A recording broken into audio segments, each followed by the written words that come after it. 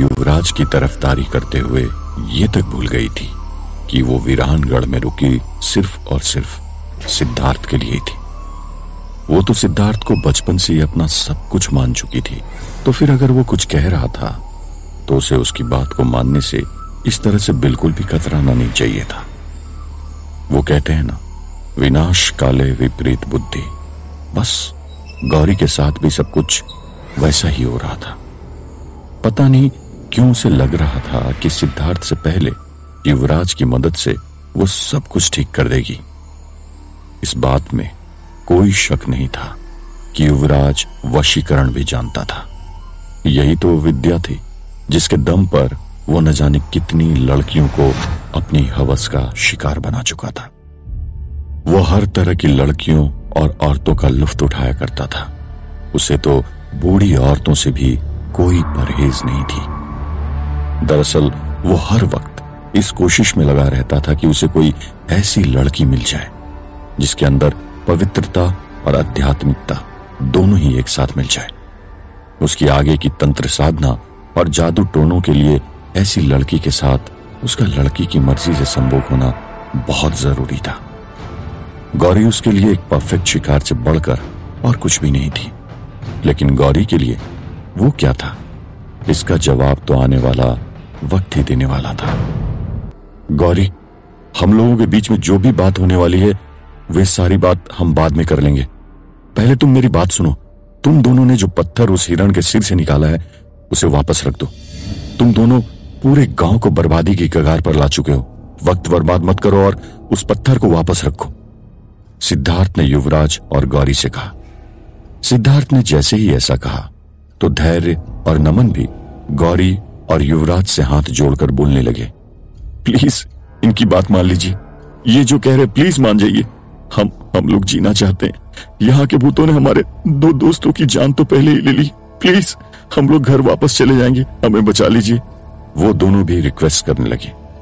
उन दोनों के इस तरह से हाथ जोड़ने से और सिद्धार्थ के कहने पर गौरी का दिल तो पिघल गया था, लेकिन इन सब का युवराज पर कोई असर नहीं हुआ था। गौरी तो पहले भी वहां के हालात देखकर उस पत्थर को वापस अपनी जगह पर रखने के बारे में युवराज से कह चुकी थी, लेकिन इंसानी जज्बातों का एक हैवान पर असर भी क्या हो सकता था। अगर उसके सीने में दिल होता तब तो वो पिघलता। वो तो शरीर तक उसका खुद का नहीं था। कितनी देर से जमीन के रह रह कर कांपने के अलावा अब तक वहां पर कोई दूसरी शैतानी हरकत दिखाई नहीं दी थी, लेकिन ये सब अब और ज्यादा नहीं चलने वाला था। जब वो लोग ये सारी बातें कर ही रहे थे तभी एक झटके से गौरी उन लोगों के बीच में हवा में उड़कर वापस वाली दीवार से जाकर धड़ाम से टकराई। ऐसा लगा जैसे उसे किसी ने खतरनाक ताकत से धक्का दिया था। जमीन पर गिरकर वो दर्द से बुरी तरह तड़पने लगी। सिद्धार्थ और युवराज तुरंत उसके पास बैठ गए, लेकिन इससे पहले कि युवराज वहां पर पहुंच पाता, युवराज का दाहिना पैर जो हवा में उठा तो दोबारा जमीन पर नीचे ही नहीं आ पाया। उसे भी किसी कपड़े की तरह उठाकर जमीन पर पटक दिया गया। उसे जहां पर पटका गया वहां पर कुछ नुकीली चीजें भी पड़ी थी, लेकिन उस पर गिरने के बावजूद भी उसका खून नहीं निकला। ऐसा नहीं था कि उसे चोट नहीं लगी थी। चोट के निशान साफ दिख रहे थे, लेकिन फिर भी उसके जख्मों से खून नहीं निकल रहा था। हैरानी की बात तो ये थी कि वो बहुत ज्यादा तड़प भी नहीं रहा था। इसका मतलब साफ था, उसे इस सब का कोई खास असर नहीं हुआ था। हालांकि अभी भी वो कोई आवाज नहीं कर पा रहा था और जमीन पर पड़ा हुआ था। सिद्धार्थ ने गौरी को संभाला और सहारा लेकर खड़ा किया। Are you okay? गौरी, तुम्हें ज्यादा चोट तो नहीं आई? सिद्धार्थ ने गौरी से पूछा।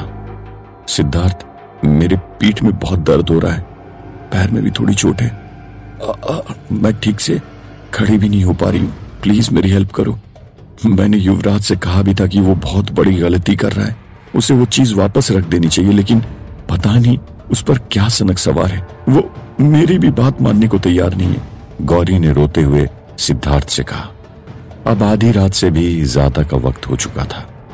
इसका मतलब अगर सिद्धार्थ ने कुछ नहीं किया तो वीरानगढ़ का खात्मा होना पक्का था। जमीन पर पड़े हुए युवराज के पास पहुंचकर सिद्धार्थ ने बिना देर किए एक झपट्टा मारकर उससे वो चमकीला जादुई पत्थर छुड़ा लिया। इससे पहले कि वो मायावी मलंग रिएक्ट कर पाता, सिद्धार्थ बिजली की रफ्तार से उस हिरण के सिर तक पहुंच गया और उसने वो पत्थर वहां पर वापस रख दिया। सिद्धार्थ के ऐसा करते ही वहां के हालात अगले ही पल सुधरने लगे।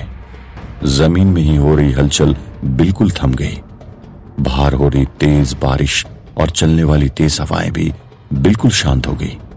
वो शैतान जो अब तक गुस्से से गरज रहा था वो भी शांत हो गया। इसका मतलब सिद्धार्थ ने एक बार फिर वीरानगढ़ को उस खतरे से बाहर निकाल लिया था। जैसे ही वहां सब कुछ ठीक हुआ, गौरी दौड़कर सिद्धार्थ के पास पहुंची और उसने सिद्धार्थ को गले से लगा लिया। ओह सिद्धार्थ, तुमने एक बार फिर सब कुछ ठीक कर दिया। You are really great. I am really sorry. I am really sorry for my all mistakes. Please trust me. मैंने सब कुछ तुम्हारे लिए किया था। I love you Siddharth. तुम प्लीज मेरा साथ कभी मत छोड़ना, कभी नहीं। I can't live without you. Gauri ने इमोशनल होते हुए सिद्धार्थ से कहा। गौरी ने जो कुछ भी कहा था उसे सुनने के बाद सिद्धार्थ का जो उस पर गुस्सा था वो काफी हद तक शांत हो गया।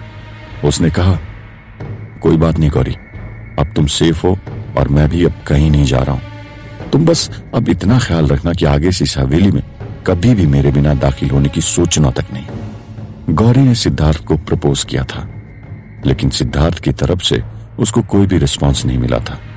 इसका मतलब क्या हो सकता था? इसका मतलब ये नहीं था कि सिद्धार्थ गौरी से प्यार नहीं करता था। इसका मतलब ये था कि वो गौरी पर अब तक अपना हक नहीं जताना चाहता था। जिस तरह से मिस्टर बजाज ने बार बार उसे उनकी बेटी से दूर रहने के लिए कहा था, उसे सिद्धार्थ अब और ज्यादा नहीं झेल सकता था। वो कभी गौरी के पीछे नहीं पड़ा था। वो सचमुच दिल से उससे प्यार करता था, लेकिन न जाने मिस्टर बजाज के मन में क्या चल रहा था। सिद्धार्थ के ऐसा करते ही वहां जमीन पर पड़े युवराज ने जोर से जमीन पर मुक्का मारा। यह इस बात का इशारा था कि वो सिद्धार्थ की इस हरकत से हद से ज्यादा गुस्सा हो गया था, लेकिन उसके गुस्से की किसी को परवाह नहीं थी, ना तो गौरी को और ना ही सिद्धार्थ को। उन दोनों ने उसे अनदेखा कर दिया। अब जब सब कुछ बहुत हद तक ठीक हो चुका था तो सिद्धार्थ अब बिल्कुल भी वक्त जाया नहीं करना चाहता था। उसने तुरंत छठवें कमरे के पास जाकर उस कछुए को वहां रख दिया। जैसे ही सिद्धार्थ ने उस कछुए को वहां पर छोड़ा तो तुरंत उस कछुए के पर निकल गए। ये क्या हो रहा था? सिद्धार्थ, गौरी और युवराज तीनों के देखते ही देखते वो कछुआ हवा में उड़ने लगा। थोड़ी देर उस कमरे में इधर उधर उड़ने के बाद वो धीरे धीरे एक आग के गोले में तब्दील होने लगा और फिर किसी तोप के गोले की तरह हवेली के उस दरवाजे के बड़े से ताले से टकराकर उसे तोड़कर कहीं गायब हो गया। सिद्धार्थ की पहेली पूरी हो चुकी थी और जैसे ही उसने दरवाजा खोला, उसे जो दिखाई दिया उसने उसके अब तक सहे तमाम दुखों को एक पल में खुशी में बदल दिया। हाँ, उस दरवाजे के खुलते ही उसे सचमुच उसके मम्मी डैडी दिखाई दिए थे। वे दोनों अभी बहुत दुबले पतले और बुरी हालत में दिखाई दे रहे थे, लेकिन वे लोग जिंदा थे। एक और बात जो सिद्धार्थ ने महसूस की, क्या वे लोग भी सिद्धार्थ को देख पा रहे थे? वे लोग उससे क्या कहना चाह रहे थे? ये बात तो सिद्धार्थ तक नहीं पहुंच पा रही थी, लेकिन ऐसा लग रहा था जैसे उन लोगों के बीच कोई कांच की दीवार हो। उसे ऐसा लग रहा था, लेकिन वो इस चीज को ऐसे ही जाने नहीं दे सकता था। वो आगे बढ़ा और उसने कोशिश की कि वो उसके मम्मी डैडी को छू सके, लेकिन इसका कोई नतीजा नहीं निकला। आगे बढ़ने के बावजूद भी वे लोग उससे दूर होते जा रहे थे। वो कमरा तो जितना का उतना ही पड़ा था, लेकिन ऐसा कैसे हो रहा था? वो लोग उससे दूर कैसे होते जा रहे थे? मम्मी डैडी प्लीज, मम्मी मेरी बात सुनो, पापा प्लीज कुछ तो कहिए, मैं आप लोगों को जल्द से जल्द यहाँ से निकाल कर ले जाऊंगा। I missed you so much, please mummy वापस आ जाओ। ये कहते हुए सिद्धार्थ चिल्लाते चिल्लाते रोने लगा। एक बात और जो बहुत अजीब थी वो ये थी कि सिर्फ सिद्धार्थ को ही उसके मम्मी डैडी दिखाई दे रहे थे। उसके साथ मौजूद दोनों लोग सिद्धार्थ के इतने इमोशनल होने की वजह बिल्कुल नहीं समझ पा रहे थे। सिद्धार्थ सिद्धार्थ तुम्हें क्या हुआ? तुम इस तरह रो क्यों रहे हो? गौरी ने हैरान होते हुए पूछा। गौरी, क्या तुम्हें मम्मी डैडी नहीं दिखाई दिए क्या? सामने देखो, क्या तुम्हें सच में नहीं दिखाई दे रहे हैं? मैं तो हमेशा से ही जानता था कि वो दोनों जिंदा हैं और हम उन्हें ढूंढ निकालेंगे। देखो ना, वो दोनों हमारे सामने हैं और जिंदा हैं। जो कुछ दिखाई दे रहा था वो सिर्फ उसका एक भ्रम था।